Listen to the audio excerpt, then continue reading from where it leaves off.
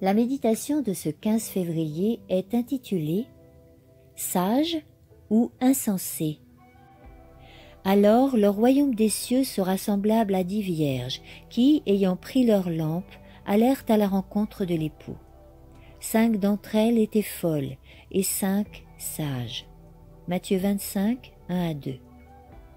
Nous ne devons pas nous reposer sur l'idée que parce que nous appartenons à l'Église, nous sommes déjà sauvés, tandis que nous donnons aucune évidence de conformité à l'image de Christ et que nous nous accrochons à nos anciennes habitudes et introduisons dans notre trame des chaînes d'idées et des coutumes du monde.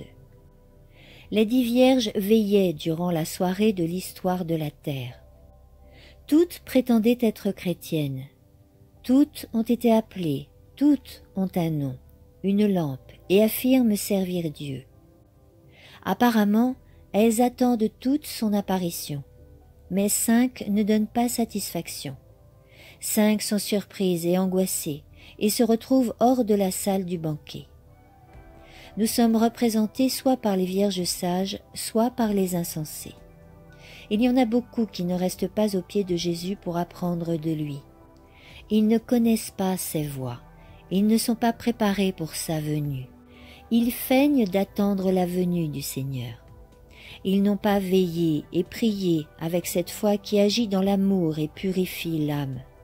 Ils ont vécu dans la négligence. Ils ont écouté la vérité et ont été en accord avec elle, mais ils ne l'ont jamais incorporée à leur vie pratique.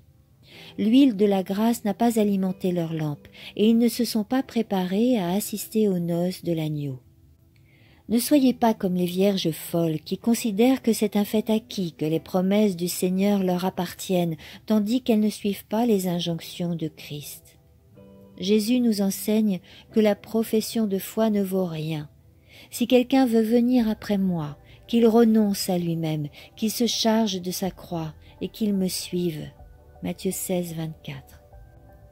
Quand nous passons par l'épreuve de Dieu, par son processus d'affinage, de purification, quand le feu du creuset consume les scories et que leur fin du caractère purifié surgit, nous continuerons à dire, comme Paul, « Ce n'est pas que j'ai déjà remporté le prix ou que j'ai déjà atteint la perfection, mais je fais une chose, oubliant ce qui est en arrière et me portant vers ce qui est en avant, je cours vers le but pour remporter le prix de la vocation céleste de Dieu en Jésus-Christ. » Philippiens 3, 12, 14.